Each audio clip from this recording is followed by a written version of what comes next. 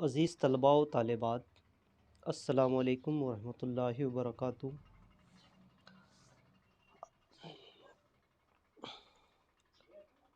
دنیا میں بہت سارے انبیاء علیہ السلام تشریف لائے، لیکن ان سب میں آپ صلی اللہ علیہ وسلم کا رتبہ سب سے افضل ہے۔ ہم نے پچھلے پیریڈ میں صفحہ نمبر 76 پہ حصہ نظم پڑھا، اللہ تعالیٰ کی تعریف و توصیف اس میں سماعت فرمائی۔ تو جہاں اللہ تعالیٰ کی تعریف و توصیف بیان کی جاتی ہے، وہیں آپ صلی اللہ علیہ وسلم کا ذکر ہونا بھی ضروری ہے۔ تو آئیے ہم حصہ نظم میں نعت رسول سماعت فرماتے ہیں۔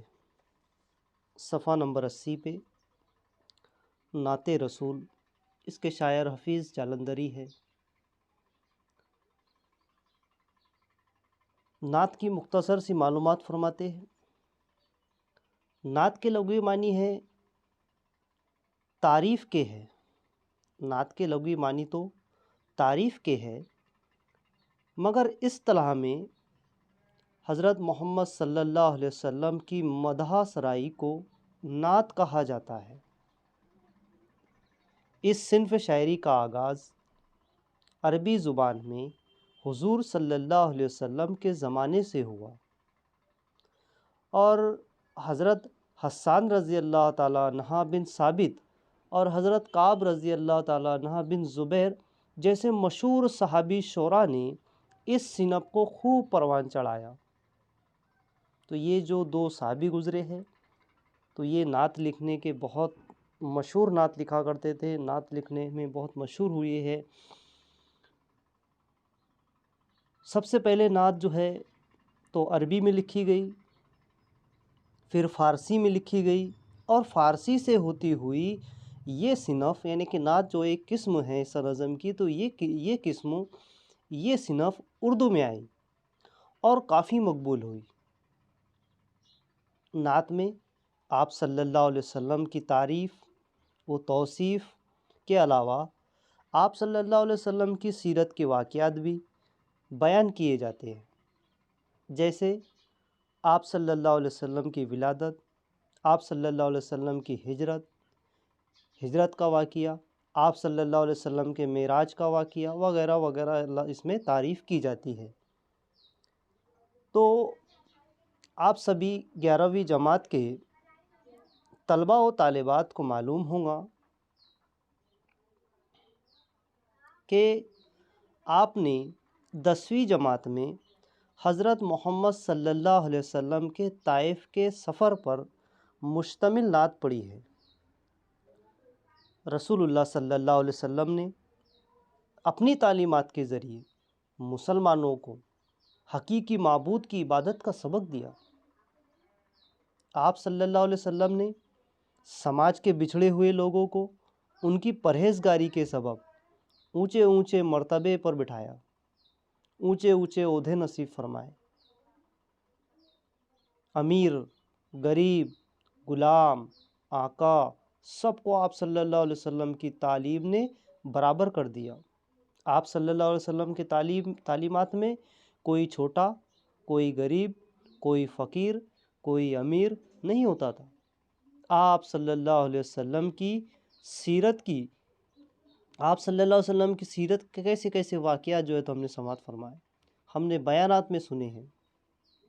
آپ صلی اللہ علیہ وسلم جو پیغام لائے، وہ پیغام نے ظالم بادشاہوں کی حکومت کو ختم کر دیا، اور ظالم بادشاہوں کی حکومت کو ختم کر کے انصاف پسند حکمرانوں کو عوام اور خواص میں مقبول بنا دیا۔ آپ صلی اللہ علیہ وسلم کی سیرت کی پیروی سے معاشرے میں بڑی تبدیلیاں آئیں۔ آپ صلی اللہ علیہ وسلم کا نام نامی فرشتوں کی دعا اور اذان کے کلمات میں گونجتا رہتا ہے۔ خود اللہ نے قرآن میں آپ صلی اللہ علیہ وسلم کی تعریف کی ہے اور آپ صلی اللہ علیہ وسلم پر درود بھیجنے کی تاکید فرمائی ہے۔ ہم سب مسلمانوں کا یہ فرض ہے کہ ہم آپ صلی اللہ علیہ وسلم پر ہمیشہ ہمیشہ جو ہے تو درود بھیجتے رہے۔ اب یہ جو نعت کی مختصر سی تعریف ہم نے سماعت فرمائی، یہ نعت حفیظ جالندھری کی نعت لکھی ہوئی نعت ہے۔ حفیظ جالندھری بہت مشہور شاعر گزرے ہیں، ان کا تعلق جالندھر سے ہے، تو آئیے تھوڑی سی ان کی مختصر سی معلومات سماعت فرماتے ہیں۔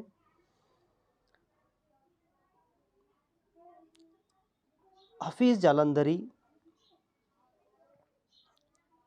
14 نومبر 1900 کو جالندھر میں پیدا ہوئے تھے۔ ان کے والد کا نام مولوی شمس الدین تھا، وہ قرآن حافظ تھے۔ حفیظ جالندھری نے سب سے پہلے قرآن حفظ کیا، بعد میں انگریزی تعلیم حاصل کی۔ انہیں بچپن ہی سے شعر و شاعری کا شوق تھا۔ انہوں نے غزلیں، نظمیں اور گیت لکھے ہیں۔ شاہ نامہ اسلام نے ان کی شہرت میں اضافہ کیا۔ شاہ نامہ اسلام ایک مکمل ان کی کتاب ہے لکھی ہوئی، تو انہوں نے یہ کتاب سے وہ بہت مشہور ہوئی۔ یہ ایک طویل نظم ہے اور اس میں اسلامی تاریخ کو منظوم کیا گیا ہے، یعنی کہ نظم کیا گیا ہے، لکھا گیا ہے۔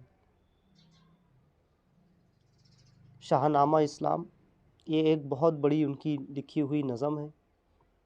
حفیظ جالندھری کا انتقال 21 دسمبر 1982 کو لاہور میں ہوا۔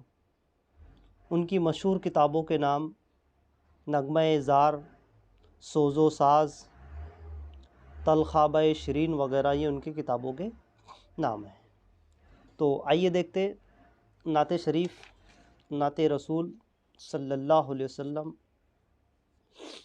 محمد مصطفیٰ مہر سے پہرے اوج عرفانی، ملی جس کے سبب تاریک ذروں کو درخشانی، کیا ساجد کو شیدا جس نے مسجود حقیقی پر، جھکایا ابد کو درگاہ معبود حقیقی پر، دلائے حق پرستوں کو حقوق زندگی جس نے، کیا باطل کو غرق موجۂ شرمندگی جس نے، غلاموں کو سریر حکومت پر جس نے بٹھلایا، یتیموں کے سروں پر کر دیا اقبال کا سایہ، گداؤں کو شہنشاہ کے قابل کر دیا جس نے، غرور نسل کا افسون باطل کر دیا جس نے، وہ جس نے تخت اوندے کر دیے شاہن جابر کے، بڑھائے مرتبے دنیا میں ہر انسان صابر کے، دلایا جس نے حق انسانی کو آلے تباری کا، شکستہ کر دیا ٹھوکر سے بت سرمایہ داری کا، وہ جس کا ذکر ہوتا ہے زمین و آسمانوں میں،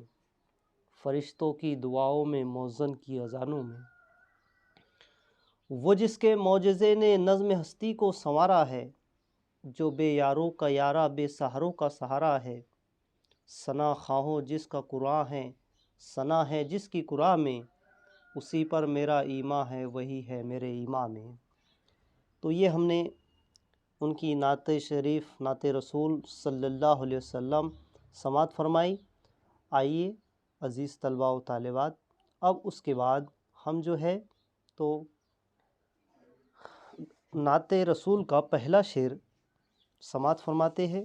وہ سماعت فرمانے سے پہلے آپ کو اس نعت کا مختصر خلاصہ یہ بتا دوں کہ رسول صلی اللہ علیہ وسلم نے اپنی تعلیم کے ذریعے مسلمانوں کو حقیقی معبود کی عبادت کا سبق دیا۔ آپ صلی اللہ علیہ وسلم نے سماج کے بچھڑے ہوئے لوگوں کو ان کی پرہیزگاری کے سبب اونچے اونچے مرتبے پر بٹھایا۔ امیر، غریب، غلام، آقا، سب کو آپ صلی اللہ علیہ وسلم کی تعلیم نے برابر کر کے رکھ دیا۔ آپ صلی اللہ علیہ وسلم جو پیغام لائے، اس نے ظالم بادشاہوں کی حکومت ختم کر کے انصاف پسند حکمرانوں کو عوام اور خاص میں مقبول بنا دیا۔ آپ صلی اللہ علیہ وسلم کی سیرت کی پیروی سے معاشرے میں بڑی تبدیلیاں آئیں۔ آپ صلی اللہ علیہ وسلم کا نام فرشتوں کی دعاؤں میں ہے اور اذان کے کلمات میں گونجتا رہتا ہے۔ خود اللہ نے قرآن میں آپ کی تعریف فرمائی۔ آپ صلی اللہ علیہ وسلم پر درود بھیجنے کی تاکید فرمائی۔ سب سے پہلے ہر شعر کا مفہوم، ہر شعر کی تشریح سماعت فرمانے سے پہلے کچھ الفاظ کے معنی سماعت فرما لیتے ہیں۔ مہر سے پہرے اوج عرفانی، یعنی کہ یہاں پر آپ صلی اللہ علیہ وسلم کو کہا گیا ہے عرفان، مہر سے پیر کہتے ہیں عرفان کو، عرفانی یعنی جس میں اللہ تعالیٰ کے وجود کی سمجھ ہو۔ بلند آسمان کا سورج، یعنی کہ مراد رسول اکرم صلی اللہ علیہ وسلم کی چمک دمک ہے نا، تو اس میں شاعر نے جو ہے تو آپ صلی اللہ علیہ وسلم کو بلند آسمان کا سورج کہا ہے۔ درخشانی کہتے ہیں چمک دمک کو۔ دوسرا شعر دیکھیے، مسجود حقیقی، یعنی کہ اللہ تعالیٰ پر، درگاہ معبود حقیقی پر، یعنی کہ اللہ تعالیٰ کی بارگاہ میں، درگاہ معبود حقیقی اللہ تعالیٰ کی بارگاہ میں۔ تیسرا شعر دیکھیے، گر کے موجے شرمندگی، گر کے موجے شرمندگی یعنی کہ شرمندگی کی موج میں ڈوبا ہوا، مراد بہت شرمندہ۔ سریر سلطنت، یعنی کہ حکومت کا تخت تاج۔ اس کے بعد میں افسون باطل کر دینا، یعنی کہ جادو کے اثر کو ختم کر دینا۔ اقبال کا سایہ، یعنی کہ عظمت کا سایہ۔ شاہان جابر، یعنی کہ ظالم بادشاہ۔ عالی تباری، اونچا مرتبہ۔ نظم ہستی، یعنی کہ زندگی کا نظام، نظم ہستی زندگی کا نظام۔ یارہ، یعنی کہ زور طاقت۔ تو یہ ہم نے الفاظ کے معنی سماعت فرمائے۔ دیکھیے یہاں پہ پہلا شعر ہے، محمد مصطفیٰ مہرے سے پہرے اوج عرفانی، ملی جس کے سبب تاریک ذروں کو درخشانی۔ یہاں پر شاعر نے بہت خوبصورت طریقے سے حضرت محمد صلی اللہ علیہ وسلم، اللہ تعالیٰ کی ذات اور اس کی وحدانیت یعنی کہ توحید کلمہ کا سب سے زیادہ علم رکھنے والے انسان تھے۔ توحید کلمے پر ایمان رکھنے والے سب سے زیادہ علم رکھنے والے انسان تھے۔ شاعر نے آپ صلی اللہ علیہ وسلم کو سورج قرار دیا ہے۔ علم و عرفان کے بلند آسمان کے اس سورج سے توحید کی کرنیں پھوٹی اور سارے عالم میں ایمان و عقیدے کی روشنی پھیل گئی، اور جہالت یعنی کہ جو تاریکی، جو ظلمت تھی وہ ختم ہو گئی۔ دنیا کے ایک بڑے حصے سے شرک اور کفر کا خاتمہ ہو گیا۔ مرحوم حفیظ میرٹھی کہتے ہیں کہ تابندہ عقیدہ دیا تہذیب عطا کی، تابندہ عقیدہ دیا تہذیب عطا کی، تاریخ نہ بھولیں گی احسان محمد کی۔ تو آپ صلی اللہ علیہ وسلم جب دنیا میں تشریف لائے اور کلمہ توحید کی دعوت دینا شروع کی، اس کے ذریعے سے آپ صلی اللہ علیہ وسلم کو بہت ساری تکلیفوں کا سامنا کرنا پڑا۔ دوسرا شعر، کیا ساجد کو شیدا جس نے مسجود حقیقی پر، جھکایا عبد کو درگاہ معبود حقیقی پر۔ کیا ساجد کو، سجدہ کرنے والے کو شیدا کیا جس نے مسجود حقیقی پر، یعنی کہ اللہ تعالیٰ پر، حق پر، درگاہ معبود حقیقی یعنی کہ اللہ تعالیٰ کی بارگاہ میں۔ تو یہاں پر جو واقعہ پیش کیا گیا ہے اس شعر میں، تو عرب کے لوگ خدائے تعالیٰ کو جانتے ہوئے بھی، اللہ تعالیٰ کو حاضر و ناظر رکھتے ہوئے بھی، وہ جانتے تھے کہ اللہ تعالیٰ برحق ہے، تو اللہ تعالیٰ کو جانتے ہوئے بھی غیر اللہ اور بتوں کو پوجتے تھے، غیروں کے طریقوں کو اپناتے تھے اور بتوں کی پرستش کیا کرتے تھے، بتوں کی درگاہ پر سر جھکاتے تھے۔ ایسے حالات میں آپ صلی اللہ علیہ وسلم نے کلمہ توحید یعنی کہ لا الہ الا اللہ، نہیں کوئی معبود سوائے اللہ کی، اس کلمہ توحید کو بلند کر کے لوگوں کو معبود حقیقی پر یعنی کہ اللہ تعالیٰ کی بارگاہ میں، یعنی اللہ تعالیٰ کی درگاہ میں سر جھکانے کے لیے راغب کیا، متوجہ کیا، اللہ تعالیٰ کے ایک ہونے کی گواہی دی کہ نہیں کوئی معبود سوائے اللہ کے، اور محمد صلی اللہ علیہ وسلم اللہ تعالیٰ کے رسول ہیں۔ تیسرا شعر، دلائے حق پرستوں کو حقوق زندگی جس نے، کیا باطل کو گر کے موجے شرمندگی جس نے۔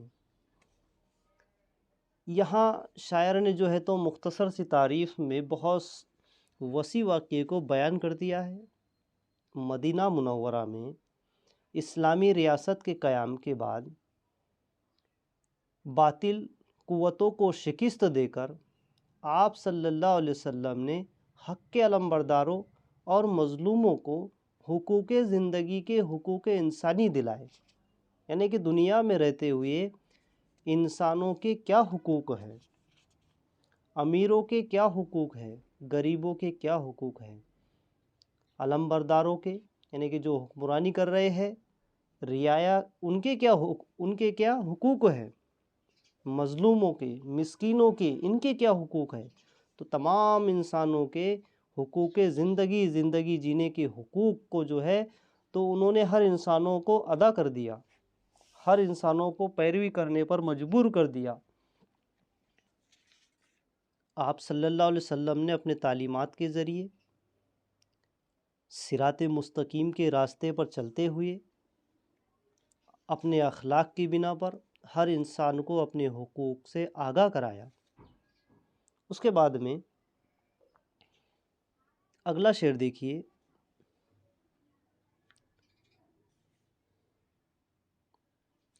غلاموں کو سریر سلطنت پر جس نے بٹھلایا، یتیموں کے سروں پر کر دیا اقبال کا سایہ۔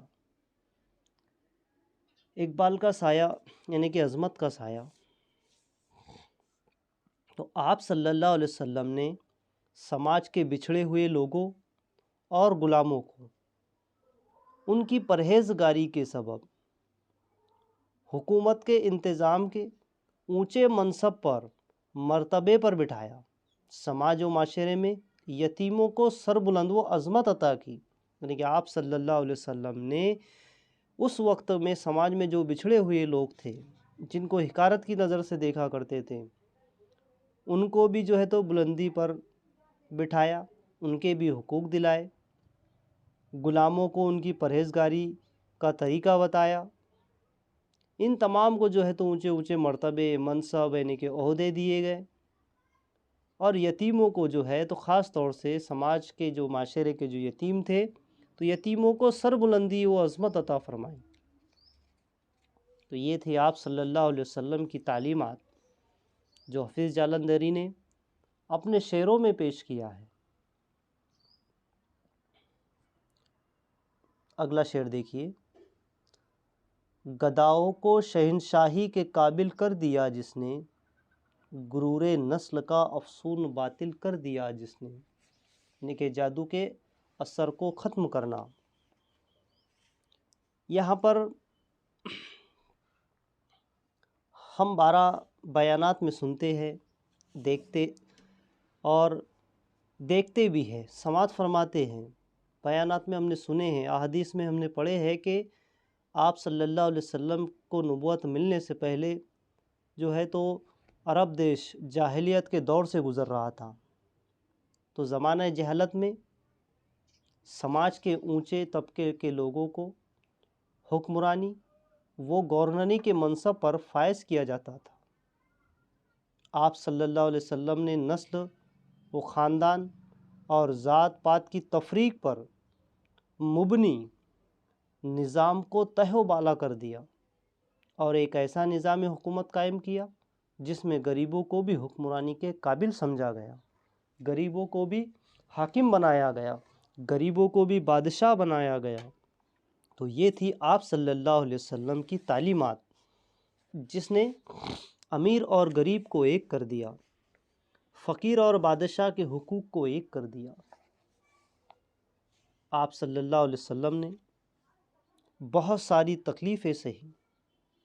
آپ صلی اللہ علیہ وسلم نے اسلام کو پوری دنیا میں پھیلانے کے لیے بہت سی تکلیفیں اٹھائی۔ اگلا شعر دیکھیے، وہ جس نے تخت اوندے کر دیے شاہن جابر کے، وہ جس نے تخت اوندے کر دیے شاہن جابر کے، بڑا ہے مرتبے دنیا میں ہر انسان صابر کے۔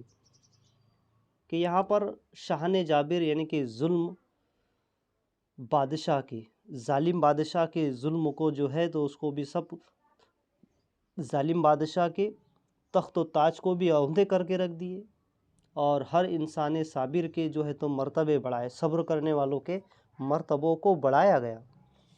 آپ صلی اللہ علیہ وسلم کی قائم کردہ جو حکومت تھی، آپ صلی اللہ علیہ وسلم نے جو حکومت قائم کی تھی، تو حکومت کے سامنے بڑے بڑے جابر بادشاہوں کے تخت و تاج تہس نہس ہو کر رہ گئے، اور ان کی جگہ اللہ کے نیک اور انصاف پسند بندوں نے لے لی۔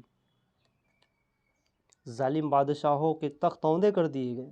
آپ صلی اللہ علیہ وسلم کی قائم کی گئی حکومت کے سامنے جو ہے تو بڑے بڑے جابر بادشاہ یعنی کہ ظلم کرنے والے جو بادشاہ تھے، ان کے تخت تاج تہس نہس ہو کر رہ گئے۔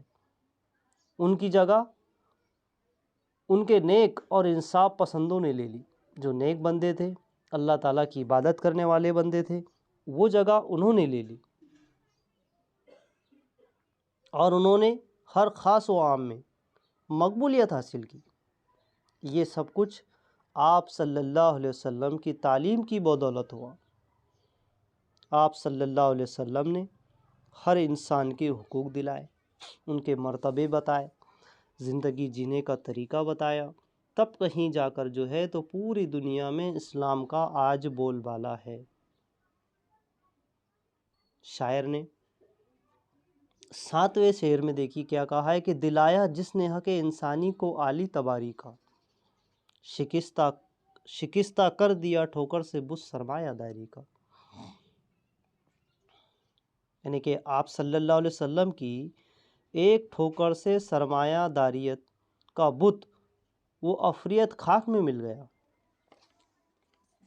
اور سرمایہ داری سے متاثر انسانوں کو ان کا حق اور صحیح مرتبہ حاصل ہوا۔ اگلا شعر دیکھیے، وہ جس کے معجزے نے نظام ہستی کو سنوارا ہے، جو بے یاروں کا یارا بے سہاروں کا سہارا ہے۔ بے یارا یعنی کہ زور، طاقت، حوصلہ۔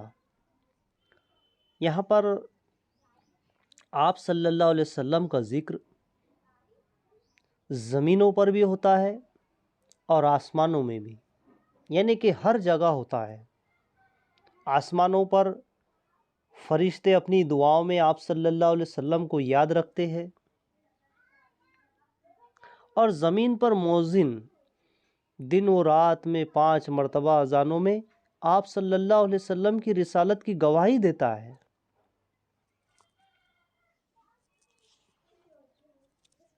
تو یہ دیکھا ہم نے کہ وہ جس کا ذکر ہوتا ہے زمینوں و آسمانوں میں، فرشتوں کی دعاؤں میں، مؤذن کی اذانوں میں۔ تو جہاں بھی ہم دیکھتے ہیں کہ آج جو ہے دنیا گول ہے، اور روزانہ جو ہے تو گردش کرتے رہتی ہے۔ ہمارے ہندوستان سے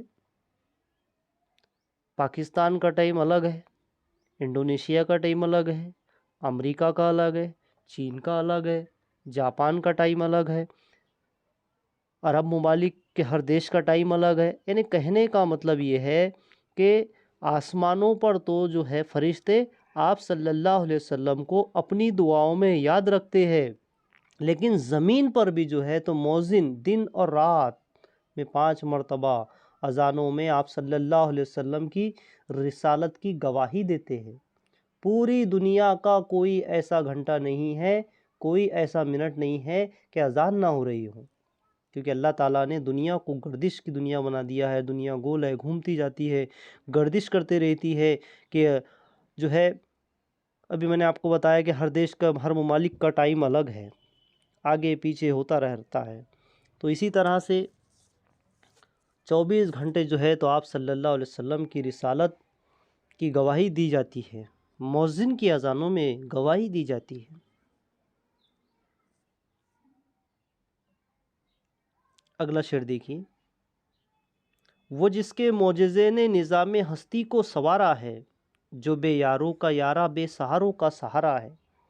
وہ جس نے نظام ہستی یعنی کہ زندگی کے نظام کو سنوارا ہے، جو بے یاروں کا یارا بے سہاروں کا سہارا، یعنی کہ جو بے یارا ہے، یعنی کہ جو طاقتور نہیں ہے، بے حوصلے لوگ ہیں نا، بے سہارے ہیں، ان کو بھی جو ہے تو آپ صلی اللہ علیہ وسلم نے اپنے تعلیمات سکھائی ہے۔ حضرت محمد صلی اللہ علیہ وسلم کی بعثت کے وقت جو ہے تو اس سے قبل کے حالات دینی و اخلاقی اور سماجی و معاشرتی نقطۂ نظر سے انتہائی ناگفتہ تھے۔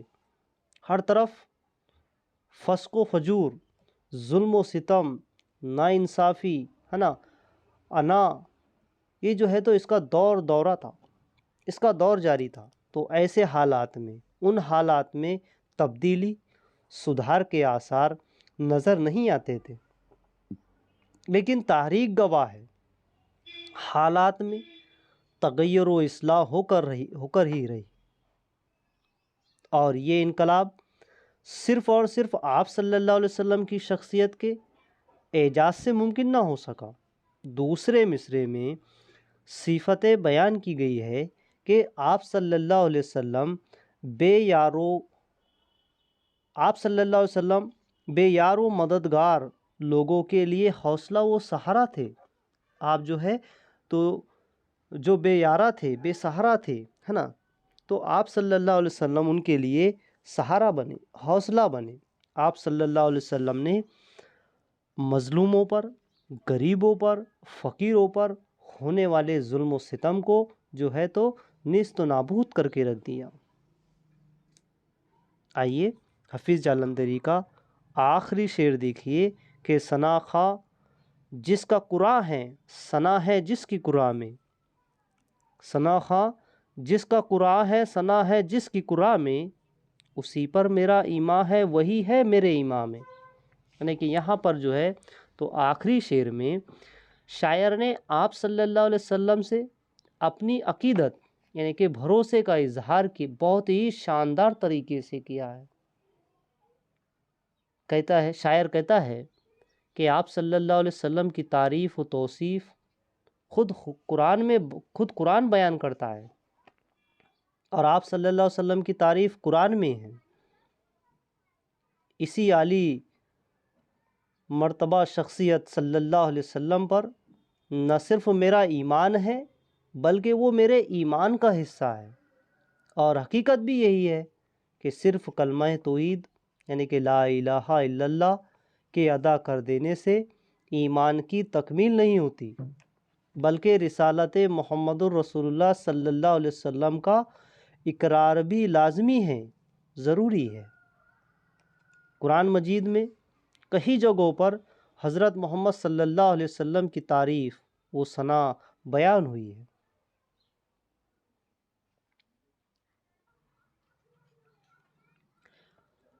ہم نے آیات ان گنت مرتبہ سن چکے ہیں، پڑھ چکے ہیں کہ اللہ اور اس کے فرشتے اس نبی پر درود بھیجتے ہیں۔ مومنو تم بھی ان پر درود اور سلام بھیجا کرو، یہ قرآن شریف میں اس کا ذکر کیا گیا ہے۔ تو عزیز طلباء و طالبات، ہم کو امید ہے کہ آپ نے نعت رسول حفیظ جالندھری کی لکھی ہوئی نعت بغور سماعت فرمائی ہوں گی۔ امید کرتے ہیں کہ آپ کو ہر اشعار کی تشریح سمجھ میں آئی ہوں گی، نعت رسول کا خلاصہ آپ کو سمجھ میں آیا ہوگا۔ اس کو بغور سماعت فرمائیں اور دی ہوئی سرگرمیاں حل کرنے کی کوشش کرے۔